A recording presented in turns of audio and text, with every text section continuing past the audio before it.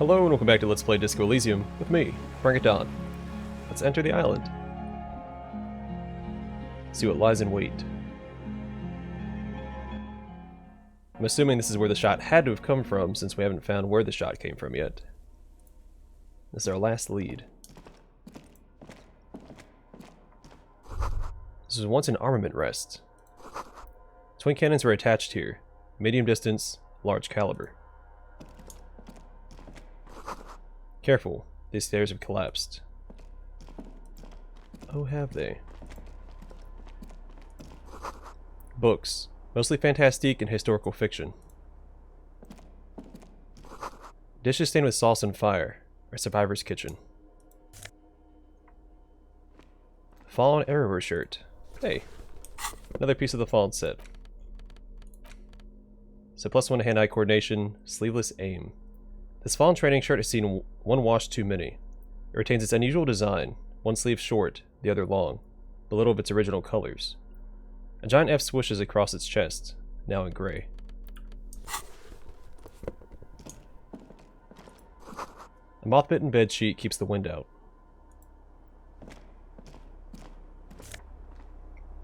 Army surplus winter scarf. +2 to empathy, plight of the underclass, and -1 composure. Sucks to be poor. This towy old scarf itches when wrapped around the neck. It has humanitarian aid written all over it. Yet you know that thousands all over the Isola are suffering the same fate as you, the fate of uncomfortable army surplus scarves.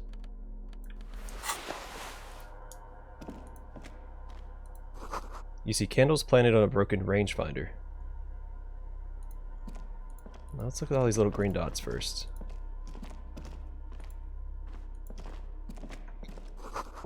This great blast door must weigh over 10 tons. Rust peels off it. Not off of it. Alright, money and morale. More morale.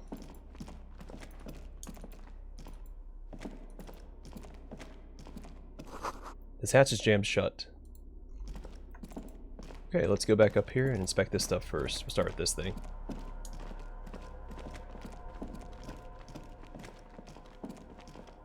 An old cylindrical generator is nested above the ammo lift, with makeshift electrical wiring running out of its side and across the floor. The cables disappear into the wall to your right. The lieutenant puts his hand on the metal barrel, checking for warmth. It's cold now, but someone has been maintaining it. The wiring has been repaired. He concludes. Wait, haven't you heard this before? Where do these wires lead? Downstairs, somewhere? He looks at the wall socket. Now, what kind of generator is this? Liquid carbon. I would imagine it takes mazout. He points to the open fuel cap on the side of the dynamo. The kind that's favored by vagrants and fuel thieves. It's been a long winter.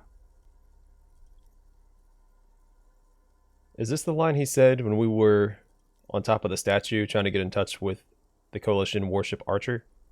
The lieutenant pauses. Something seems to be pecking at the edge of his concentration. He gives you a sideways look before adding, Long and cold. It is what he said. Tap on the side. a hollow ring. The canister is empty. Dust falls from the generator and down into the ammo lift. What does this mean? A generator here. I don't know. I'm not a philosopher. That is his idea of a joke.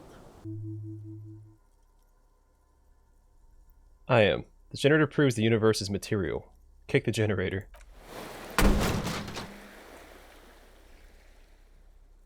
A small agony.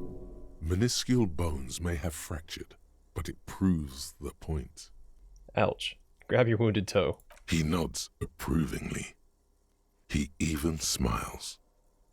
I meant, why is it here? Someone with basic electrical skills has restored it in order to keep the room warm. Maybe it's the fire guy. The wind outside picks up suddenly, with a faint howl.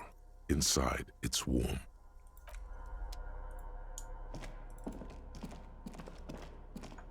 There's a greasy old spring mattress in the corner, resting on piles of soft cover books. White linen and a pillow are visible under a worn-out caracol blanket. Someone has been squatting here. The linen is fresh, recently washed. Lieutenant inspects the bed. How recently? You force the rest of the sentence out through pain, thick as molasses, no longer able to hear yourself speak. You know, officer, you can rest here if you are feeling tired. I will keep watch. You could use some rest for what's ahead. He looks at you with a touch of concern.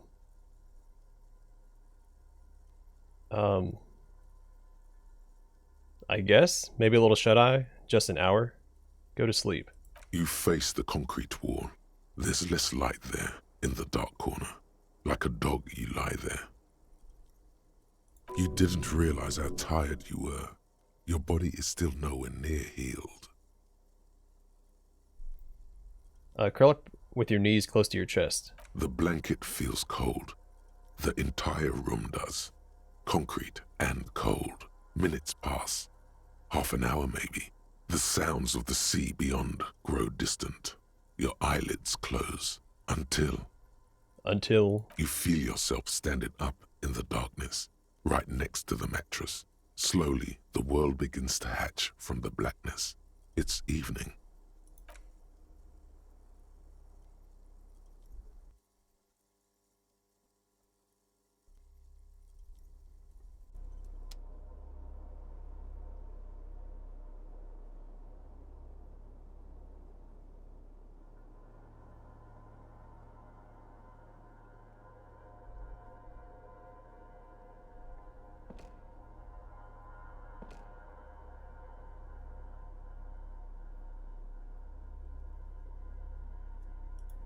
Oh, I am in control. Can't open up my inventory because I wanted to take this stuff off. Where do I need to go? Lieutenant is no longer here. Go outside, to the beach.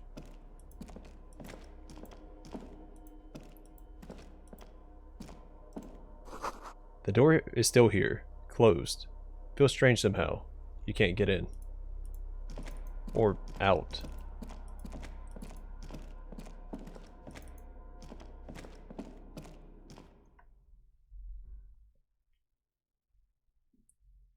I'm pretty sure we're still asleep.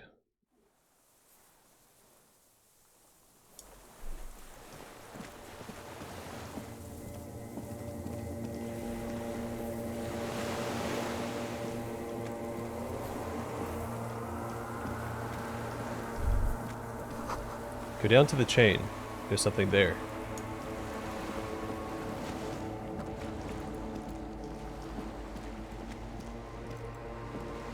The chain is on the other side, isn't it? Or is it talking about... Oh, there's a chain right here. Walk into the water. Now. You see her footprints on the water.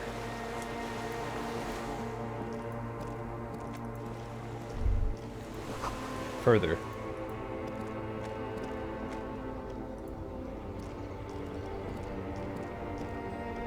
Delores Day, the innocence of humanism, internationalism, and the welfare state turns around to face you. She has an airship airbag in her hand. She seems to be in a hurry. There's the 24-hour video rental store. Okay, don't say you need to talk right away. Melt the ice first. This way you're already talking. But you don't even want to talk to her. She would only be cold and mean. Let her go. Let her go? This is the holy queen of the territories of Muindi and Insulinda. Think of the historic knowledge we could glean. This is a once-in-a-lifetime opportunity to win her back. Hey. Hey. How are you doing? I'm doing really good, actually. Both professionally and romantically. I've come to a fulfilling and peaceful period in my life. Well, how are you doing, Harry? She nods hastily.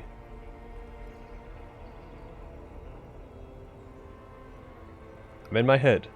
I miss you. Well, I'm in my head too. We're all in our heads. Do you miss me there? Sometimes. Not as often as I used to. So much time has passed. More than it seems here. She stares at her feet. Zebra stripes on the intersection. The lights of the video rental glow in her hair. This is everything I always warned you about. Something is off. I'm sorry. I was heading to the aerodrome. I just don't have time to... She stops mid-sentence, glances to her right, then looks at her bag. She means she doesn't have time to tend to your emotions. You don't have time to tend to my emotions. She sighs and looks over her shoulder. What are you doing? Stop saying things like that. Where are you going? I'm going to Morova. To live there, in Grad. It's 1 million kilometers away, Harry. Might as well be another lifetime.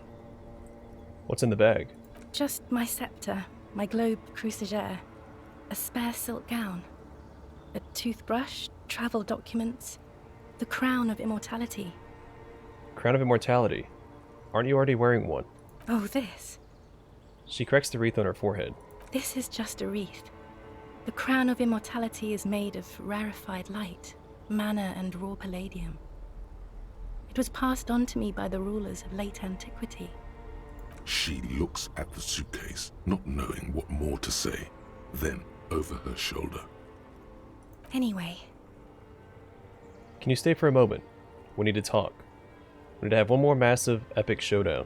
no, Harry. No. I don't want a massive, epic showdown. I want to go to the aerodrome. I have tickets for the 10:20 flight to Morova. She shakes her head sadly. Really? She shakes her head sadly, and then she looks at you plaintively. We don't have anything to talk about anymore. Every combination of words has been played out. The atoms don't form us anymore. Us. Our love. Our unborn daughters. It's all gone. I have to go to the aerodrome. I have to leave Ravachol and you. And you have to be alone. In hell. Forever. That's just the way it is. Oh God, whatever you do, don't try to kiss her yet. Not after that. You're still reeling. You'll fall over if you try it now.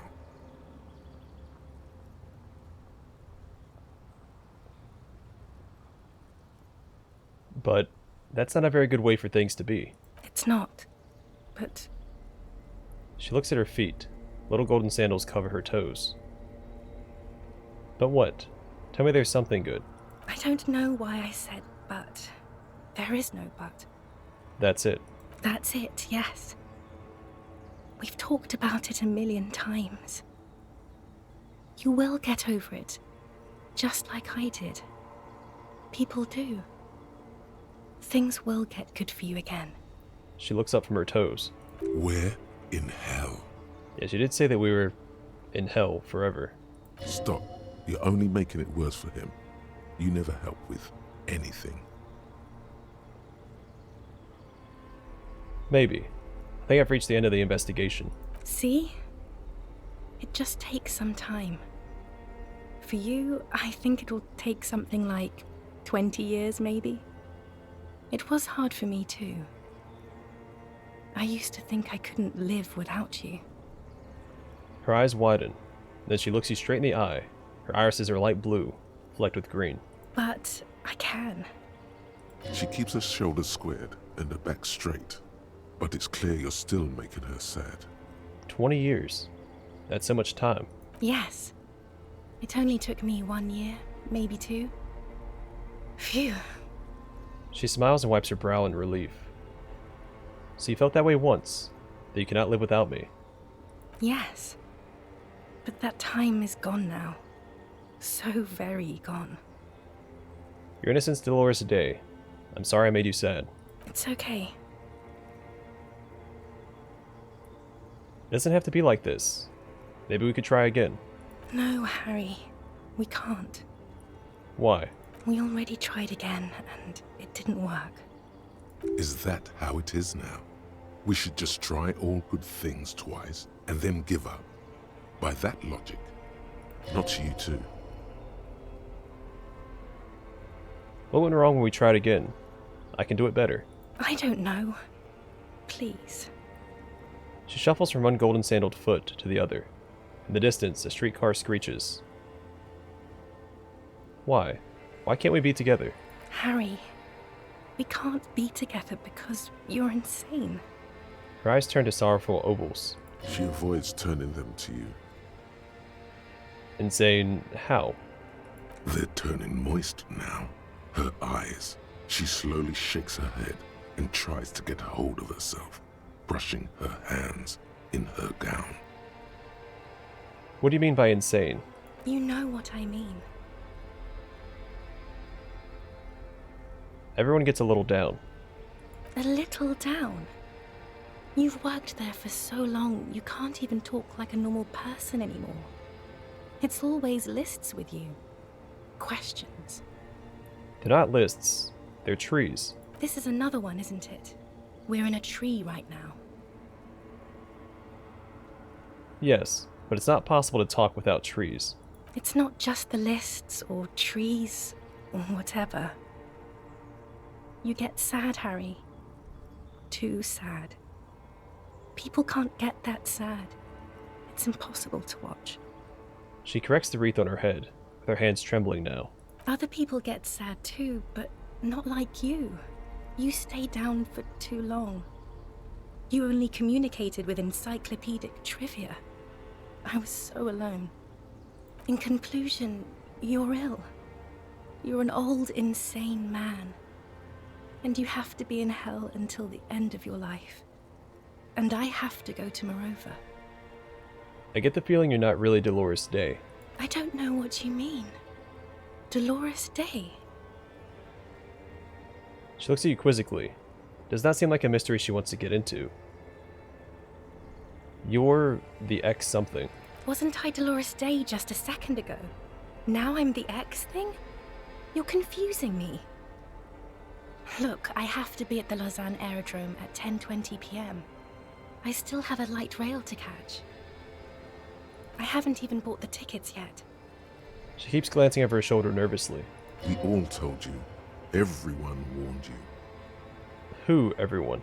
Everyone. Literally all of you.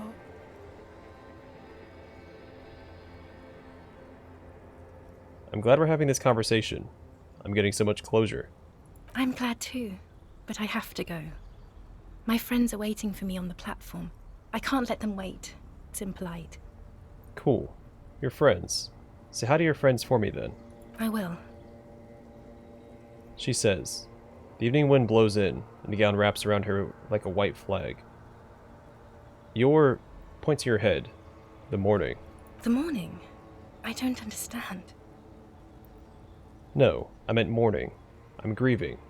But you're not even dead. Oh my god, Harry, stop. I don't want to hear anything about the morning. Mourning someone who's still alive. Any of that. I can't do that anymore.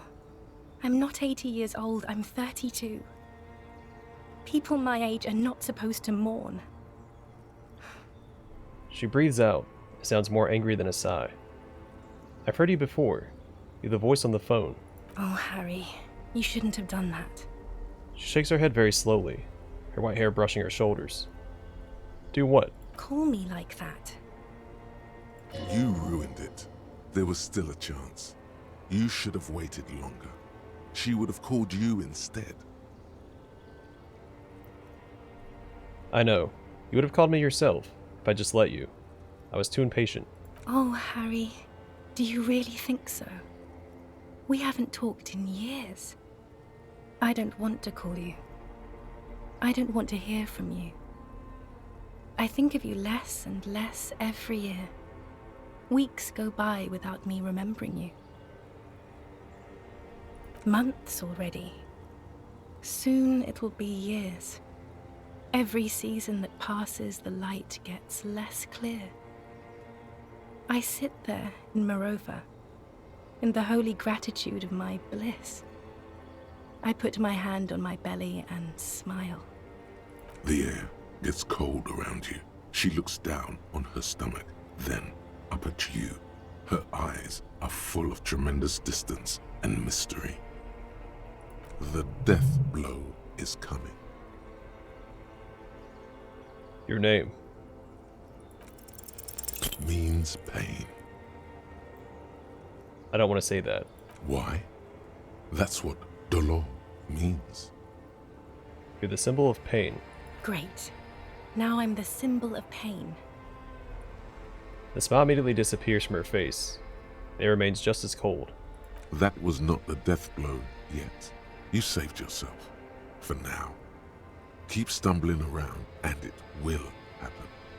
On second thought, you're Delores Day, Queen, I guess to say Regent, not Regnant, of the territories of Mundi and Insolinde, and nothing else. Yes, Harry. I am. Things have gotten much better for me, now that I am the ruler of the known world. Oh God, it's already so late. I have to go, Harry. She pulls up the silvery sleeve of her gown to check the time. A tiny golden watch with red straps around her bony little wrists. I don't know if I should do this. Seems a little pushy. I know you still love me. Kiss her.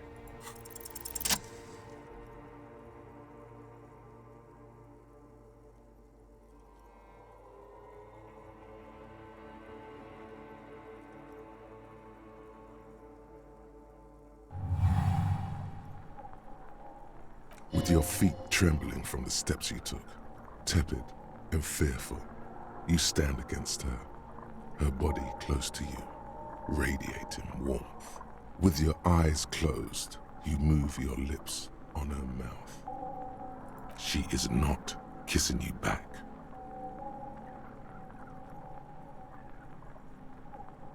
But I succeeded. This was not about failure or success. This was always going to be horror. I should not have suggested it, and you should not have listened to me. I feel her breath. Her chest rising like a pillow, warm exhalations against the side of your mouth, her tender soul moving through her lungs. Hidden, distant, kept safe from you. Her cheek against mine. Feels like soft fuzz, a bird covered in down feathers, brushing against your broken capillaries. The world's most precious material, reserved for those she lets close enough to feel it. You are stealing a touch. It's not yours to take. Cold silver against my forehead. The delicate wreath on her forehead pressing into your temple. The silver is cold from the spring evening air. Don't know if I should do these two, but for the sake of the dialogue, I'm going to. Squeeze her wrist. Her hand does not return the grip. Her body is rigid. A current of unease courses through it. Distrust. For you. The curve of her spine. Her shoulders hunched. She keeps herself stiff. Her center guarded from your motions. Unresponsive to your guidance. Move your mouth. Nothing. Just pillows against you. Unresponsive, but for the taste of apricots. Apricot-scented chewing gum. You're not kissing me back. The moment is ending. She is going to move her face away from yours, trying hard not to look at you. When she withdrew and you held on to her hand, she tried not to look at your face and see the expression there. Brother, you should put me in front of a firing squad. I have no words for how I failed you. You're the apricot chewing gum scented one. No, I'm just Dora. She just shakes her head once more. You didn't kiss me back. She breathes out heavily, as if something painful has passed through her, and shakes her head.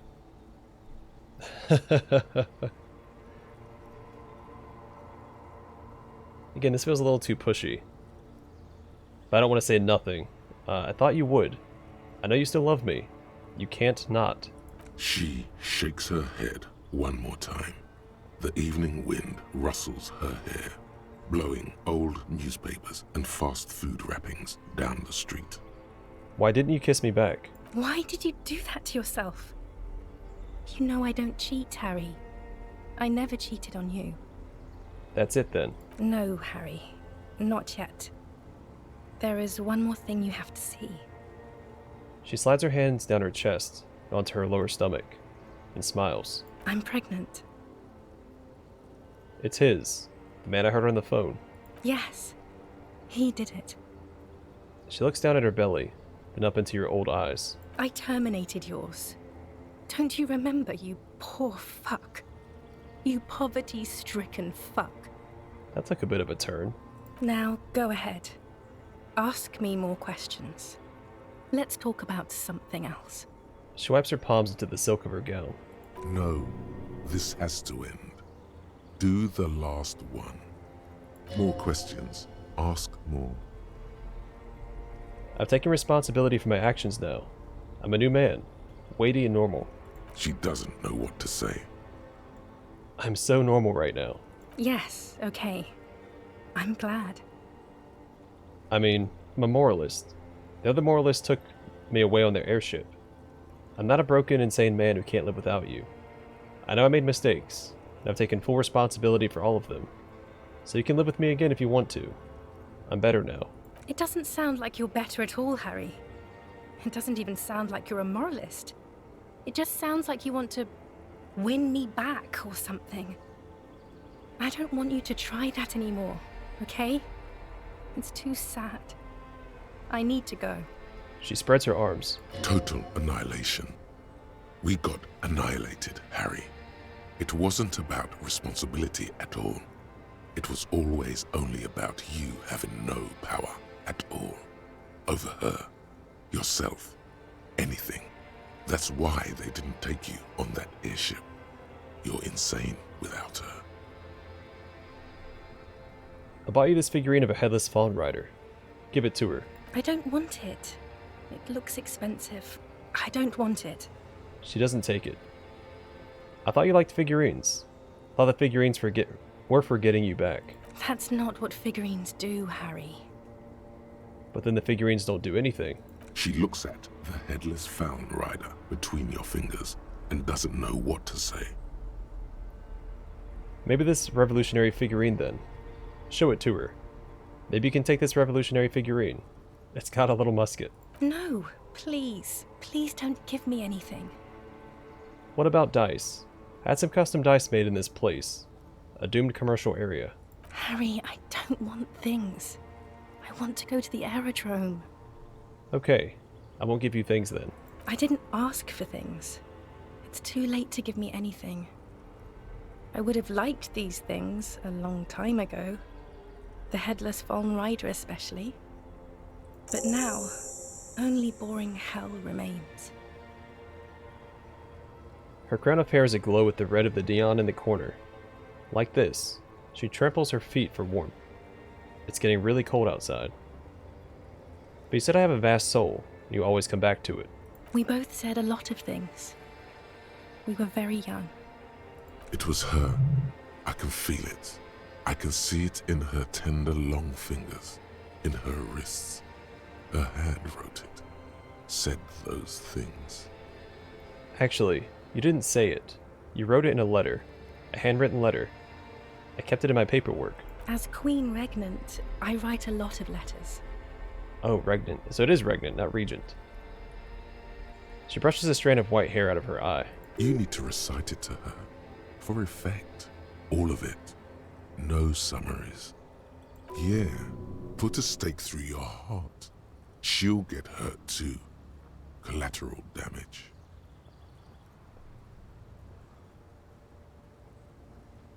I have it right here. Let me refresh your memory. Let's take a pause bitterly. Trip down memory lane. Start reciting. Please, Harry. I just don't have time for this.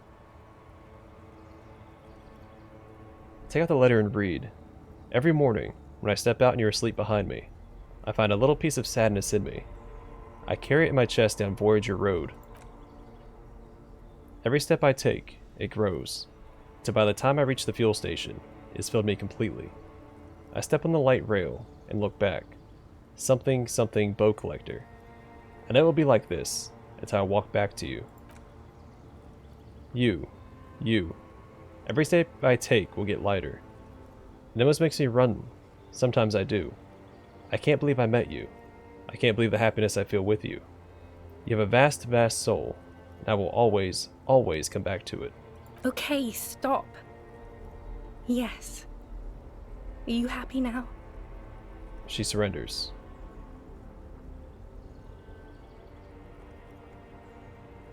Being a police detective, I performed a handwriting analysis on this, so I know it was you. Very well. I wrote it. It was morning. You slept. There was hoarfrost on the ground when I left, on Voyager Road. It was autumn. The first autumn. But Harry, please understand, it was 1,000,000 years ago. No, She sighs. it was 100,000,000 years ago. I was someone else then, filled to the brim with love for you, hanging on your every word. Oh, Harry, you were the coolest. But I am no longer that person. This has taken her place. It will devour you. Harry, I will eat your mind. She points to herself. The light of the video rental shines through her dress now. A DeLorean figure, cut in black, moves below. It's still her. Her legs, her breasts, her hips. I was cool. The coolest. With your leather jacket and your boot-cut pants, smoking in the bus stop. I wanted you to be the rest of my life that day. And you were. Some of it, at least. You were my first. My first kiss. My first time to have sex. She closes her eyes. The first and worst time I fell in love. I will always have that with me. It's a fact. But that is all it is. It's like a ticket stub, Harry. It doesn't do anything anymore. A ticket stub. Yes, let's talk about that too. Let's bring it up, the zoo. In Le Jardin, the day we went east of the river, to the aquarium first, I was sad about my mother. I don't even know why. The shimmer of the fish tank on my face. The octopuses. She nods. It was just a day then, but to think. Were we there now, you could touch my hair, kiss me. Talk to me about anything, go virtually anywhere in the world. Not like now. Now our interactions are limited to pain and regret. She shakes her head.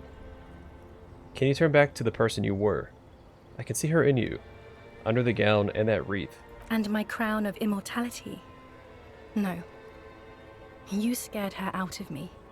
With your crying, the awful time we wound up having. And the cheap rental flats you could afford. She shakes her head, and then she stops. Can't you see? I can never think you're cool again. I can only think that way about new people. You're a better man now, more level-headed, more normal. Like, I do think the second options for most of these responses are the better options, but I'm trying to get more dialogue out of her. That's why I'm picking these first ones. We can get a better or a nice place this time. I can provide for you. I was young and weak then. No, it's too late. I found someone for whom I feel the same love I did for you. Only this time, he is more careful. He will not lose me. It will go somewhere. It will grow. Harry, do you notice how none of this is very funny? Yes. You're the least funny part about me. I hate being that. I don't want to be anything for you. I hope the decades it takes for you to get over me have already passed. What now? What happens now? What is the next thing we talk about? Is there really anything left?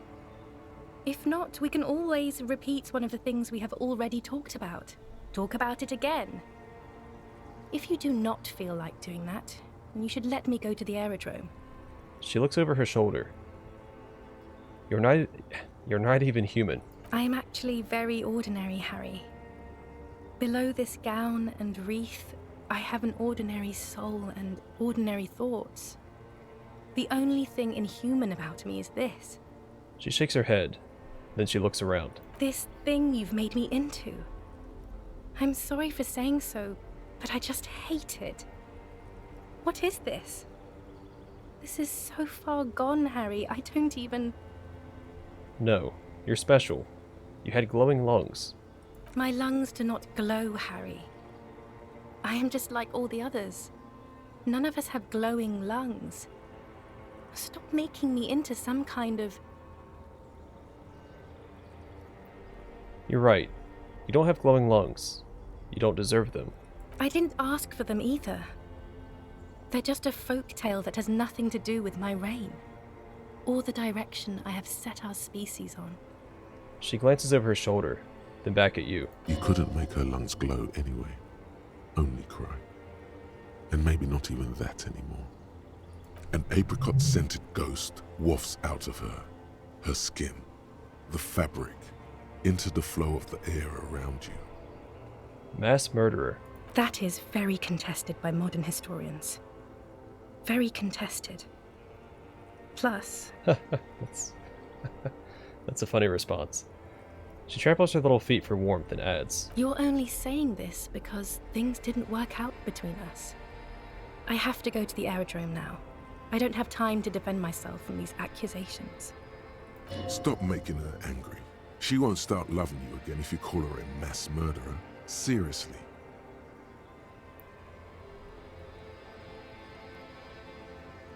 Would you say you haven't behaved like a mass murderer with me? You were very bad to me too.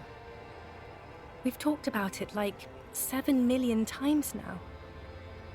I don't want to do that anymore. She stops. Don't go. I have to, Harry. Really, I've already missed the 8:30. I'm gonna go now. Her fingers wrap around the bag handle. Lies, sire. She cannot but love you. She has said so 100 times. Wait, can we sit down and have a coffee first? There's a cafeteria on the corner. Point east. No, that would only be painful and dull. At the aerodrome, life, love, and laughter are waiting for me. At the cafeteria, dust, hell, and tragic comedy. Hold on. What is there to do in Morova? Light, life, culture. It's so much better than here. Everything here reminds me of you and the horrible times we had. The nights we stayed up fighting for our dying love. I have to wipe it all off me and be clean again. I want to be a good person again. Not this. Not what you made me into. You don't want me to let you go. Not really. You asked me not to.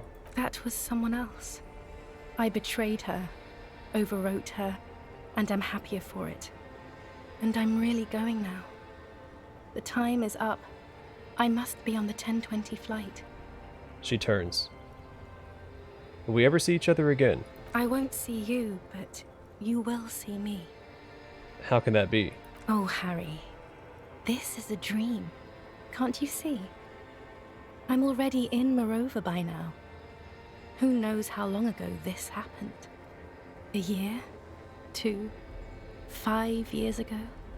She looks around. How will I see you again then? Right here, tomorrow night. Once this dream starts happening, it keeps happening. 3 times a week, at least. And Harry, it really, really looks like it started happening again. There's the video rental.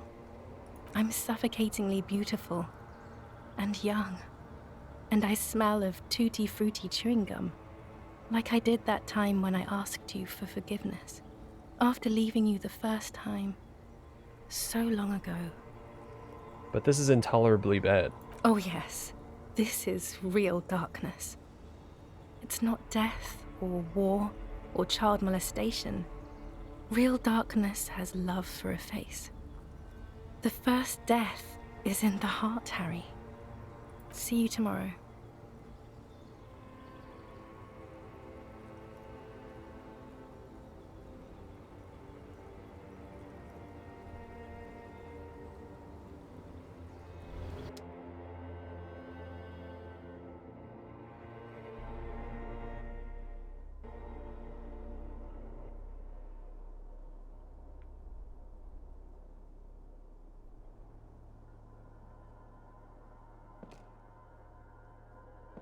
You're up quick. How was your sleep?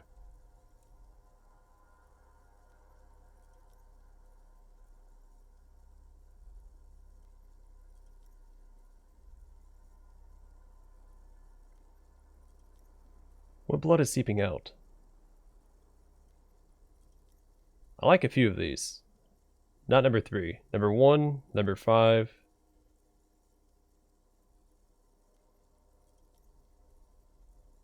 And number 2. Yeah, just spit out the blood and get back to work. You're cool like that. Okay. He replies simply. He's still worried. You must have really thrashed and squealed in your sleep. Alright, I'm going to call the episode here. In the next one, we'll continue exploring the island and see if we can't find the squatter. Or the fireman. The fire guy. Whatever he's called.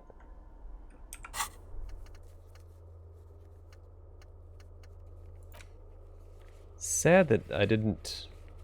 Said this may take a while. Maybe we can find it here on the island. Then conclude this later. There was that darn check I couldn't complete with Egghead. Because it required more composure and I can't put more points into it. Well, either way, thanks for watching. Hope to see you guys in the next one.